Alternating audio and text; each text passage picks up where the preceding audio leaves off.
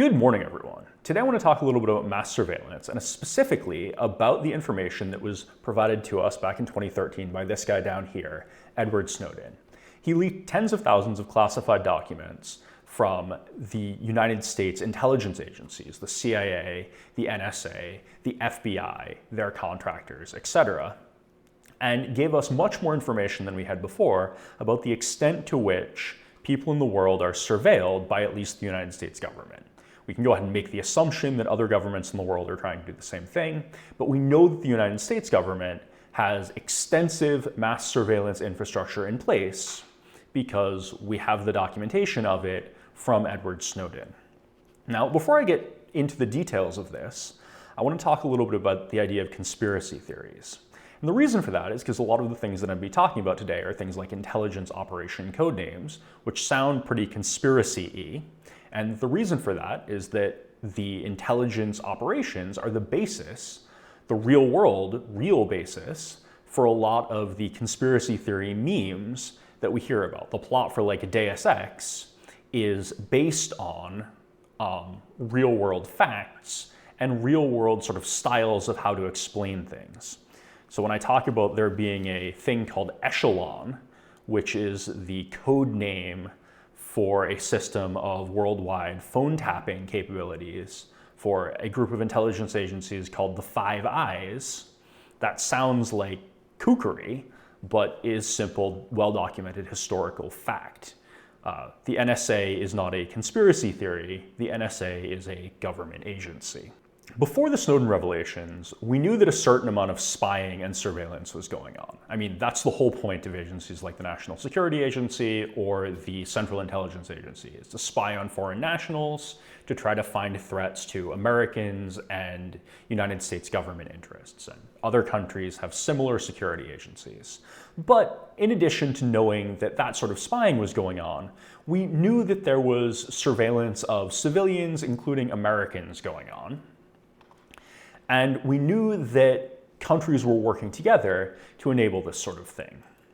There's this group of countries that have an intelligence alliance, Australia, Canada, New Zealand, the United Kingdom, and the United States, that are called the Five Eyes Alliance. And they share the intelligence information that they've collected extensively. And one of the things that they can do by sharing intelligence information is they can spy on each other's nationals and then trade the data that they've gotten, even though in all of these countries, the intelligence agencies are not supposed to be spying on their own residents. But the big thing with the Five Eyes that we knew long before Snowden released anything is that they were running something called the Echelon program. And what the Echelon program does is it's supposed to collect all kinds of communications, but most famously, they had mechanisms in place as early as the 80s in order to intercept most telephone calls. They weren't necessarily intercepting all telephone calls. I don't know that we had the data storage back then to do that sort of broad collection, but those countries, the Five Eyes countries, including the United States NSA, had the ability to wiretap most phone calls in the world. In 1988, there were reports that the NSA was using the Echelon system to record telephone calls of a sitting US senator. And that's the sort of abuse of this surveillance mechanism that we largely like to avoid. The codename Echelon wasn't sort of confirmed until the European Parliament did an investigation in the early 2000s and got people to testify that this system existed, it was able to tap phone calls, and it was used to spy on pretty much everybody by the Five Eyes countries. The European Parliament report said that the Five Eyes agencies were able to intercept telephone, fax, email, and generically internet traffic globally. This is as of 2001. So this is where we are before the Snowden revelations. We knew that the NSA and US intelligence generally, and our allies in the Five Eye countries, are able to spy on the global telecommunications networks, but we didn't have very much for detail. we didn't know exactly how extensive these surveillance mechanisms were. In 2013, Snowden leaked this large collection of documents to a group of journalists who went through it looking for stories that were in the public interest to publish, and then they published them as newspaper articles. Now, the first program that was written about was a program called Prism. Prism is a data collection program where US government agents are able to collect data directly from large internet companies, because the internet companies have built-in mechanisms to their system that allow for law enforcement and intelligence access directly into those systems. So here are the slides that were leaked and were included in this article. And it starts off, these are slides intended for government agents who are going to take advantage of these surveillance programs. And it says that government agents who saw these slides had access to two kinds of data about targets that they were interested in. They could access upstream data collection, where there are mechanisms in place to directly tap backbone fiber optic cables and pull data off them. But that's a little bit tricky. We'll see in some of the other leaks later that they are able to take advantage of that. But an easier mechanism is to use Prism, where the government agent can collect data directly from the servers of US service providers like Microsoft, Yahoo, Google, Facebook, Paltalk, AOL, Skype, YouTube, and Apple. At the time, I think YouTube may not have been bought out by Google, but in any case, they're differentiated here. Skype may not have been bought out by Microsoft, but at the time in 2012, I think, when these slides were produced, those were the companies that were providing direct access to law enforcement and intelligence analysts to their users' data. We can see that there's a set of other slides here, and we can see how this works. So an analyst, that's the government agent, is going to input a selector into this unified targeting tool. That may trigger surveillance against the target, but it also allows that analyst to get access to stored communications, as well as stored data in the providers like Google and Yahoo. In this slide, we can see how the data flow works here. Data is collected directly from the providers like Yahoo or Google to the FBI data people.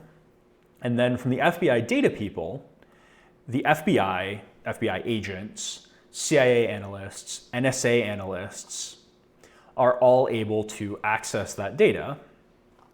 And further, this allows additional attacks to be performed against these targets after the data has been analyzed. We can see all these other code words. We don't even know what they all are.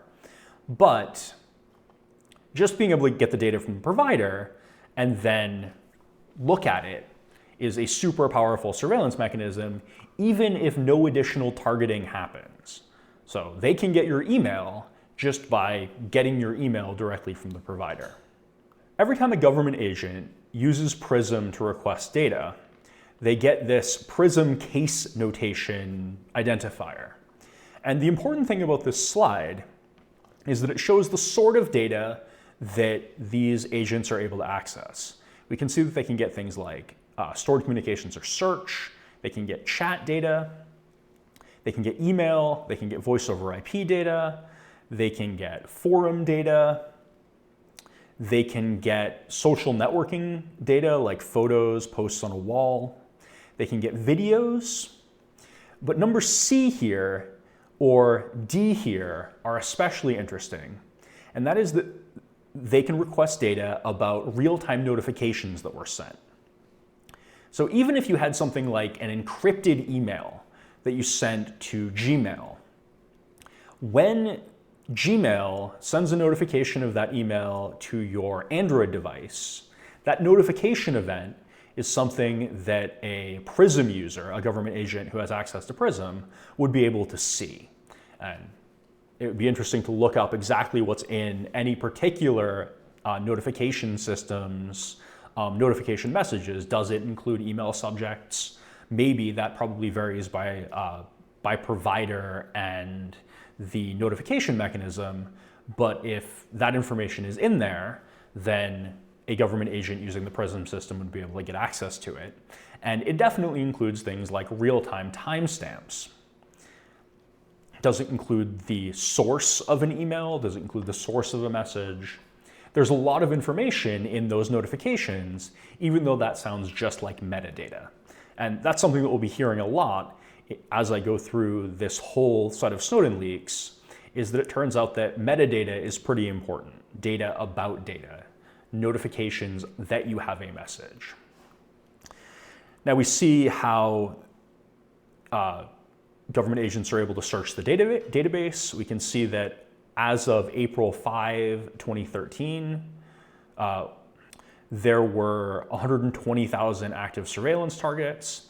That's not a huge number. We're talking about lots of foreign surveillance targets, but it's not a small number either.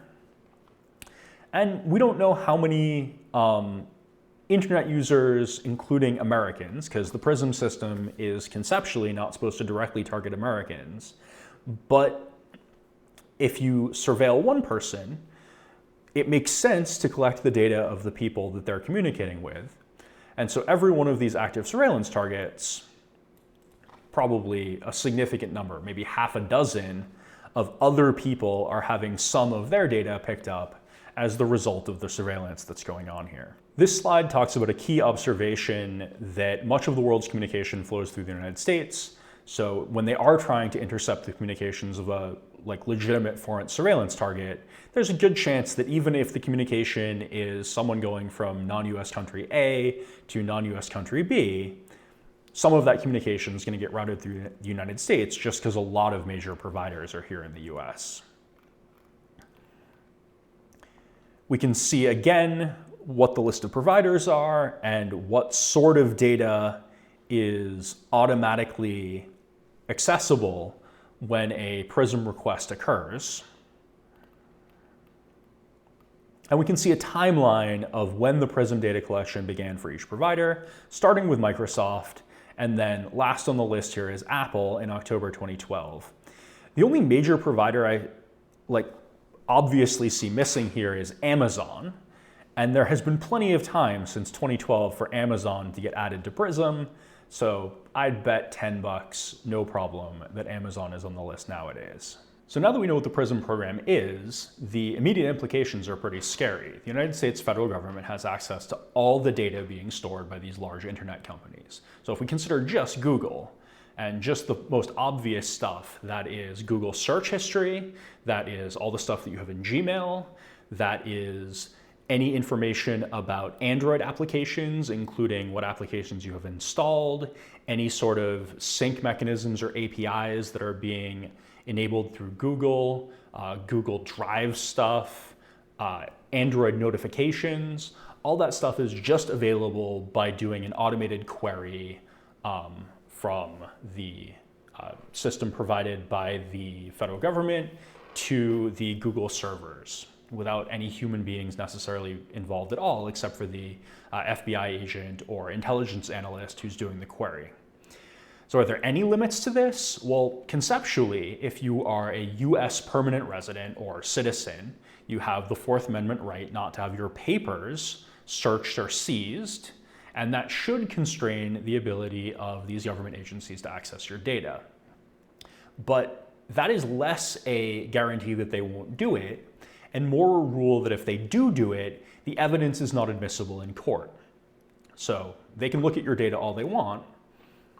Depending on the rules, in practice, they have the power to look at your data all they want. And then if they want to file charges against you for a crime that they found, they can't use that evidence in the crime. But that doesn't necessarily, or they can't use that evidence in the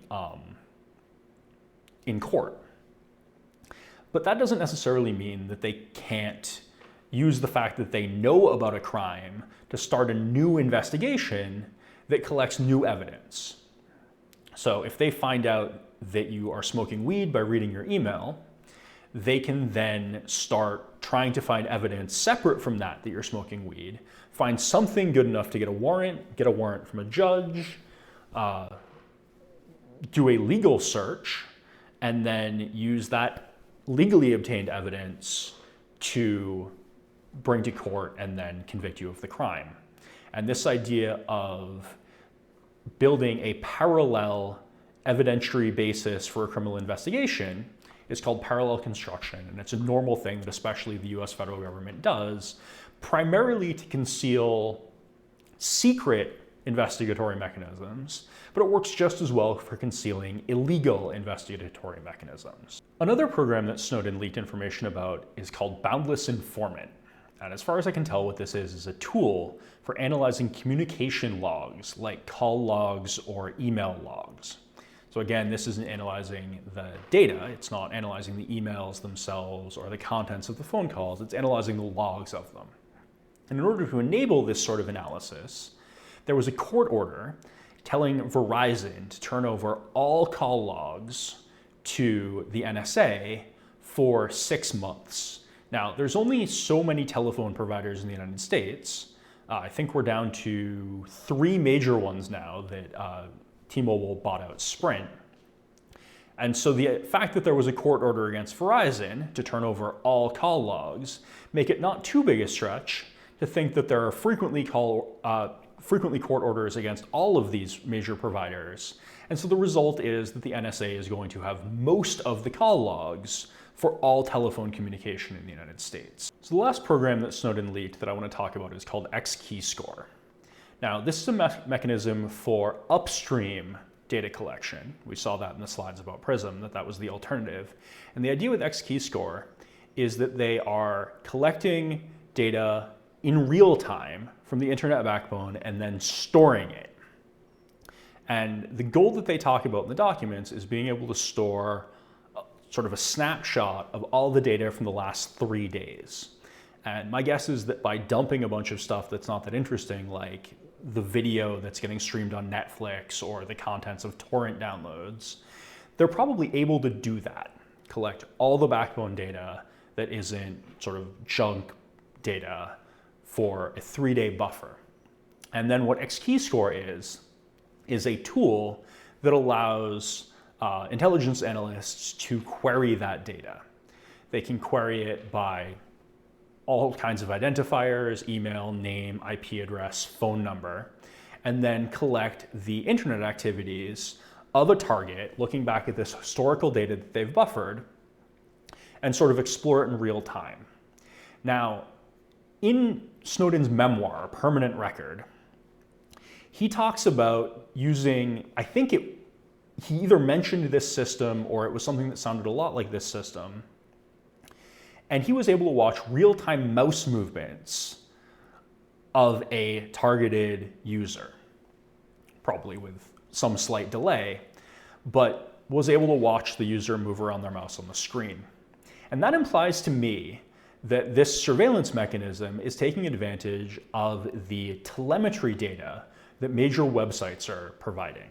So if you go to Facebook or Google, or use any Microsoft application, whether it's a web application or a Microsoft Office application, nowadays that application is recording all user actions and either uploading all of them to the provider's servers or uploading some like decimated portion of the user action data up to the provider's servers.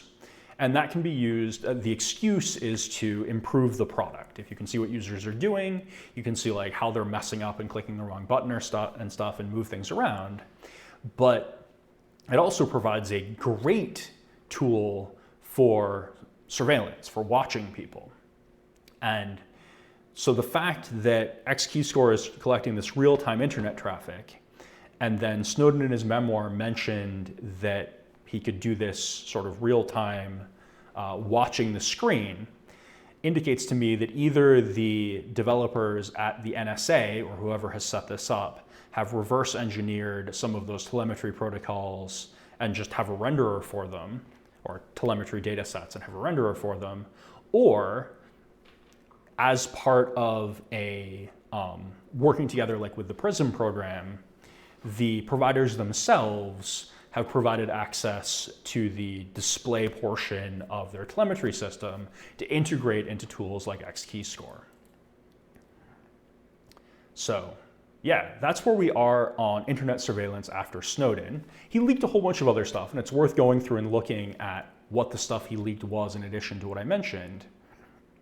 But major internet providers, if the provider has your data, the US government has your data, and then anything that flows either unencrypted over the internet backbones or encrypted with a key that the intelligence services could potentially get, that's available to the US government as well. The defense I expect to hear of these surveillance mechanisms is that we should trust our government agents. The intelligence analysts at the NSA, the law enforcement personnel at the FBI, these are people trying to defend their country, and so we should trust them to do their job. And that seems like a bad idea in general to me, but we also have some evidence that it is a bad idea concretely. For example, at the NSA, they have incidents of people abusing these tools to stalk people they have a crush on, frequently enough that at the NSA they have a word for it, love it. This Wikipedia article talks about there being about one incident reported per year, but reading the leaks and reading Edward Snowden's memoir, I have no reason to believe that there's any substantial oversight over intelligence analysts that would tend to cause this sort of incident to get caught. So there's probably a bunch of uncaught people who have abused these tools for every person who has been caught. So unless you think it's okay for people to be able to go to work and use these spy tools at work to spy on their ex-girlfriend, these are questionable powers to be giving to anyone. So let's go over what we know now.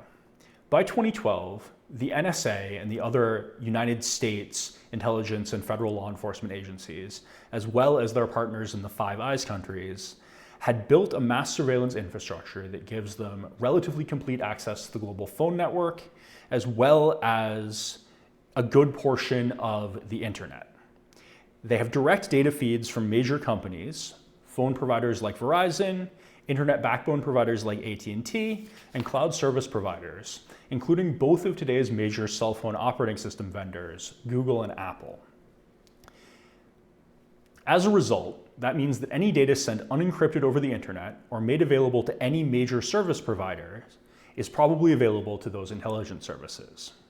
Now, if providers like Google are building tools for intelligence services, like that telemetry viewer that I guessed probably exists and that would have been easiest to get by having Google build it for the NSA rather than having the NSA reverse engineer that data internally, I don't think those tools are only available to government agents. I think probably if Google built the tools, they've made those tools available internally to Google employees. So even if you trust all NSA analysts, do you trust all Google employees, Apple employees, Microsoft employees?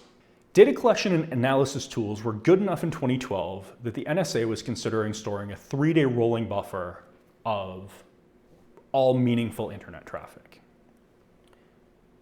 The data collection and data storage has probably gotten better since then, although the backbone data traffic has increased as well. Nothing in the Snowden leaks indicated that anyone could break well-implemented open source end-to-end encryption. That means that there are still some communications mechanisms over the internet that can conceal data. Unfortunately, again based on the Snowden leaks, the NSA seems to care more about metadata than data, and that makes sense. Let me give a quick example that I think shows why metadata is potentially even more valuable than data. We're going to consider a telephone call. In case A, we're just going to have the metadata about the telephone call, whereas in case B, we're just going to have the contents of the telephone call.